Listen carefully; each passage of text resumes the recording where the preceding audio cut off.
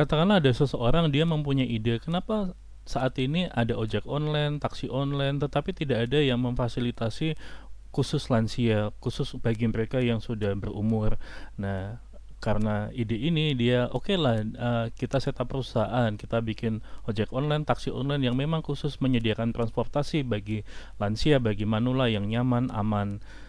Akhirnya ide itu dibuat, direalisasikan, dan akhirnya laris gitu. Orang tahu, orang memakai, dan karena itu ada keuntungan, perusahaannya semakin membesar. Nah, karena dikenal, akhirnya ada investor tertarik yang kemudian berniat membeli perusahaan tersebut. Tentu dalam proses akuisisi yang diperhitungkan mulai dari armada yang ada, kemudian aset-aset yang ada seperti gedung, akan diperhitungkan juga seperti teknologi yang selama ini dibuat dan digunakan, dan tidak lupa mulai dari waktu, ide itu sendiri juga sebagai sesuatu yang bernilai. Dan yang paling penting adalah proyeksi, di mana akan ada kalkulasi, oh dalam sekian tahun ke depan perusahaan ini akan menghasilkan keuntungan sekian sekian sekian.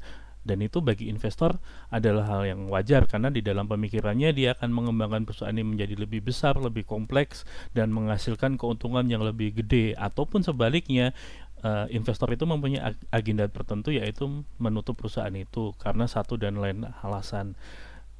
Di satu sisi yang lain, oke, ini ada seseorang dia hidup di desa sebagai petani, dia menanam padi, dia menanam sayur-sayuran, buah-buahan, dia mengolah tanah, menunggu hasil panen, berharap panennya baik. Dia juga membeli peralatan seperti traktor dan sebagainya untuk proses mengolah tanah itu. Nah, suatu hari ada berita bahwa lahan dia akan tergusur karena bandara, atau bisa juga lahan dia akan tergusur karena adanya pembangunan tol, atau ada pembangunan-pembangunan lain yang sifatnya tidak bisa dihindari. Nah, perbedaan yang ada di sini adalah proses di mana petani ini selama hidup menanam, mengolah tanah, menyuburkan tanah tidak akan dihitung dalam proses ganti rugi. Ganti rugi hanya akan dihitung per meter persegi. Nah, ini tentu beda dibandingkan tadi di mana seorang investor membeli sebuah perusahaan.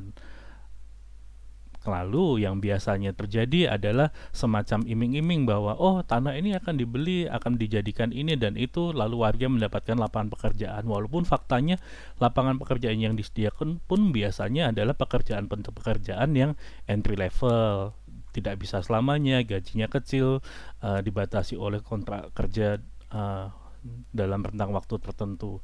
Nah, mengapa ini berbeda? Padahal baik petani, dia mengolah tanah, menggantungkan kehidupannya di situ, pun juga pengusaha yang di awal tadi dia juga mengolah idenya, menggantungkan perusahaan itu. Tetapi cara mengganti rugi kedua hal ini diperlakukan secara berbeda.